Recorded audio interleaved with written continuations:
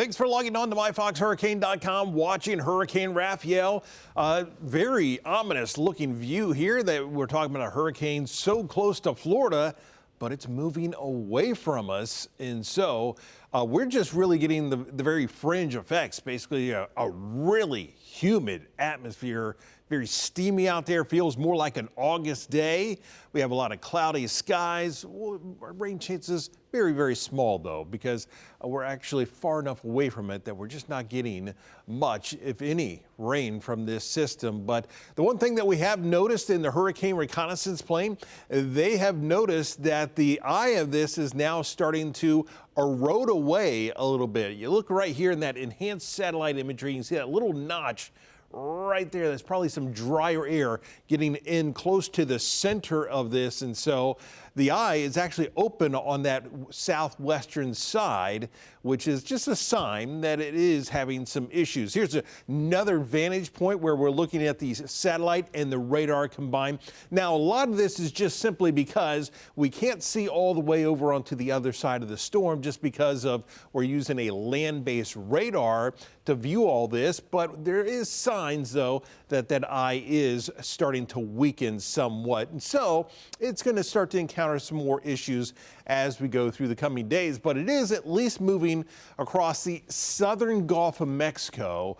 A lot of the stronger wind shear is a bit further to the north, so it's just on the edge of that stronger wind shear. So for the time being, it will be able to deal with a lot of that wind shear, but as time goes on and it starts to work its way a bit further towards the west, it will start to encounter some cooler waters of the Gulf of Mexico, and also that wind shear will eventually start to pick up over this system and the dry air. As that wind shear picks up, it will start to drive more of that dry air into the system. So for now, it'll somewhat hold its strength, or just a very slow weakening trend. And then towards the tail end of the forecast, that's where we really start to see that weakening forecast, or the weakening trend, really start to take hold. And then we were talking about this yesterday, where we were seeing more and more of the models switching the idea of this turning more towards the north to actually going towards the south. And now we're seeing, as this weakens, it turns to the south. Big question is, does it even survive and make landfall anywhere, or does it actually just dissipate over the Gulf of Mexico? But at least for now, doesn't look like this will actually be making landfall across the U.S. at all. Question is, does it make landfall at all?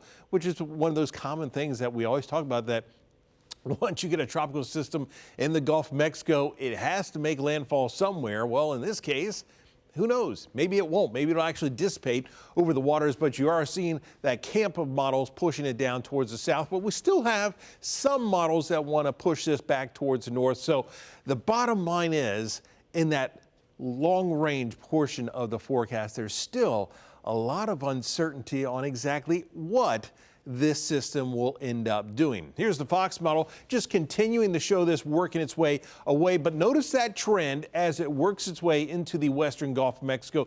You really start to see this weakening, and that is because of that wind shear and really the dry air that is going to start to erode away at this system, and just continuing that weakening trend as we head through the weekend and the first part of next week. So we have Rafael. We also have one other area that we're watching. Only about a 20% chance of development over the next 7 days, but the way this season has been going, we have to basically take everything very seriously and watch it very closely. Here's the area right now, very disorganized, just a little area of low pressure. Fox model just continues to work its way right towards the west. The thing that you notice here is you're really not seeing much of any development with this system as we head through the weekend and into next week. But it is certainly an area that we will continue to watch, and we'll continue to monitor all the way through the weekend, and we'll keep you updated right here on myfoxhurricane.com.